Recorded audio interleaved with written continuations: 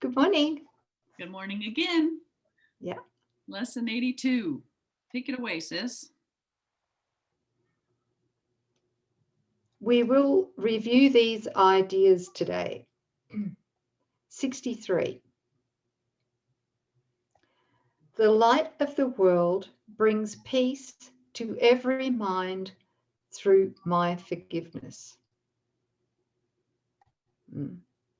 My forgiveness is the means by which the light of the world finds expression through me.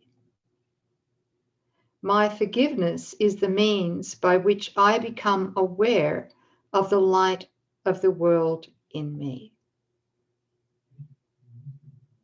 My forgiveness is the means by which the world is healed together with myself. Let me then forgive the world that it may be healed along with me. I need to stop here. I want to unpack or remind us of what forgiveness is. I think that that's going to be very helpful here. That last line that I read was, let me then forgive the world that it may be healed along with me. So what's actually happening is the world that I am seeing through the ego filter is being projected through the ego filter, right? So the forgiveness that's necessary is to forgive myself, or forgive the ego in my mind, forgive myself for believing what the ego has projected. That's the forgiveness. So I'm not actually forgiving somebody else that I believe has hurt me, or a situation. I'm not actually forgiving physical pain or physical sickness, etc. Because if I'm making something real first and then trying to forgive it, it's not going to work. Right. All right. Remembering that everything the ego filter is projecting out there is an illusion. So what I'm actually doing in forgiveness is I'm asking Holy Spirit, please help me to forgive myself for having unknowingly used another person, pain, disease, whatever, to attack myself and to separate from my holy self, right? Yeah. That's what I'm doing. I just need to bring that back in.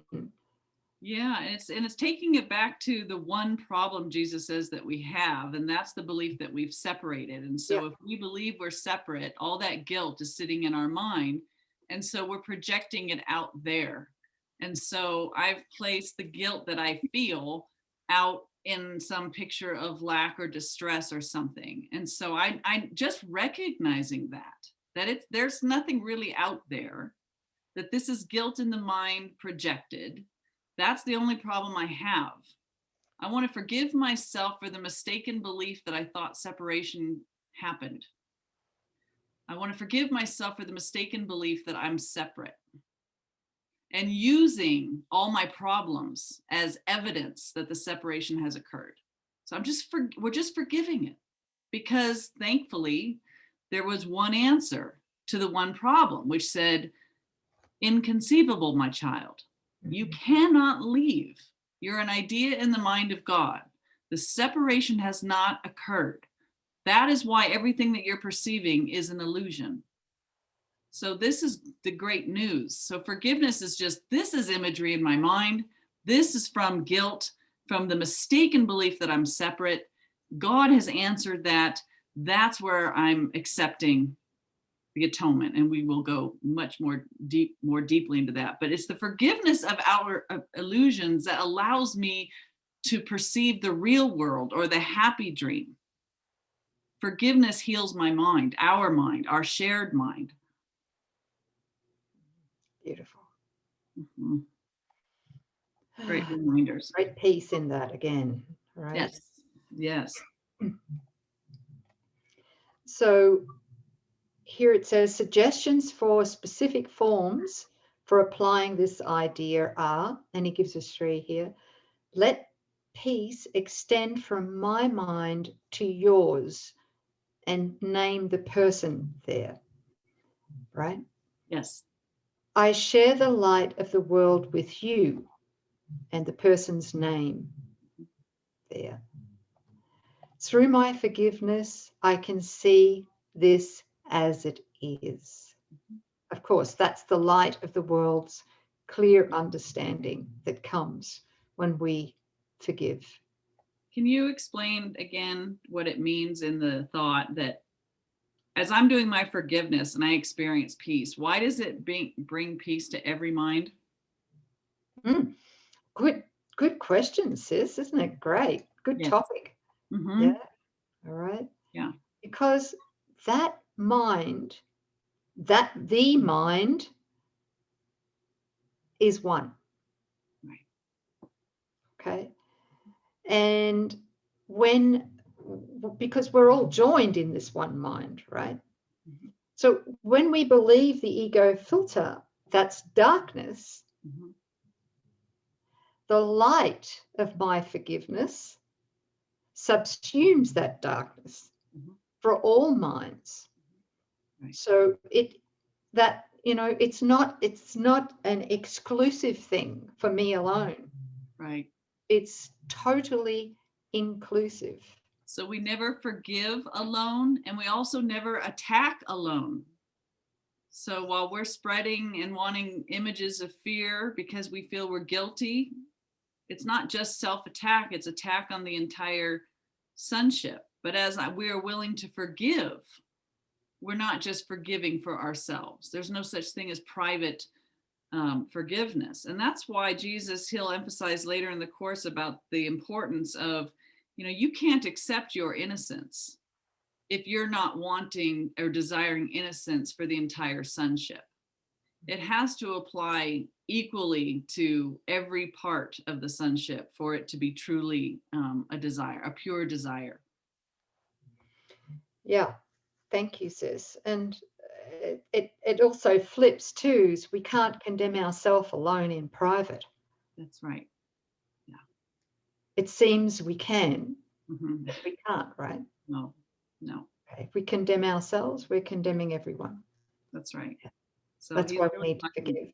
Yeah, he's really emphasizing oneness and sharing that this forgiveness is not for ourselves alone. Thanks, sis. Thank you. You keep going on 64. Okay, 64. Let me not forget my function. Forgiveness, right? Yes. I would not forget my function because I would remember myself with a capital S, meaning our shared identity as the Holy Self with all our brothers. I cannot fulfill my function if I forget it. So whenever I'm triggered, if I forget my function, I've forgotten that I'm being triggered for one reason, and that is to forgive myself for this particular seeming transgression, right? Right. And unless I fulfill my function, I will not experience the joy that God intends for me. Suitable specific forms of this idea include the following. Let me not use this to hide my function from me. So whenever we're triggered, let me not use this to hide my function of forgiveness from me. Mm-hmm. I would use this as an opportunity to fulfill my function of forgiveness. This may threaten my ego, but cannot change my function in any way. There you go. There's Jesus. Right on, sister. Right on. Yeah. So whenever a trigger comes, right, before we were looking with the ego, and a trigger would come and we would draw ourselves into it and get emotional about it and share the misery. And that's exactly what it was for. And it worked perfectly. But now we're recognizing, okay, I will to awaken and to know ourselves. And so when the trigger comes, now everything has been repurposed. So here it comes. Oh, here's an opportunity for me to forgive and to see through to its nothingness. I'm no longer fueling it. My function is to look through this and remember what's right there instead, right? So Yeah. everything is an opportunity now for you. Nothing's happening to you. From this point forward, everything that comes your way is for the healing of our mind. And I would really appreciate it if you would get on about it. For my sake. For my sake too. Yeah. And one little practice too, yes. which was incredibly valuable for me and still is to remember that behind every grievance, every resentment, every trigger, there's a miracle. Yes. Always, always, always. So, if I go down the rabbit hole, if I choose to go down the rabbit hole of that grievance, that resentment, that trigger, then I deny myself the miracle. Oh, yeah. So I catch myself right at the gate now, and most of the time, and go, okay, I'm triggered. So there's got to be a miracle behind this. Do I want the trigger or do I want the miracle? Right. And that makes it so much easier to go, okay, I've got to remember my function, which is forgiveness. Yes. Accepting your function leads to the memory of God. You'll end up with tears of gratitude and chills and the most profound sense of love. That's the miracle waiting for you if you should choose your function. Yeah. Beautiful. Thank you. Thanks, everybody. That's lesson 82. See you next time. Bye.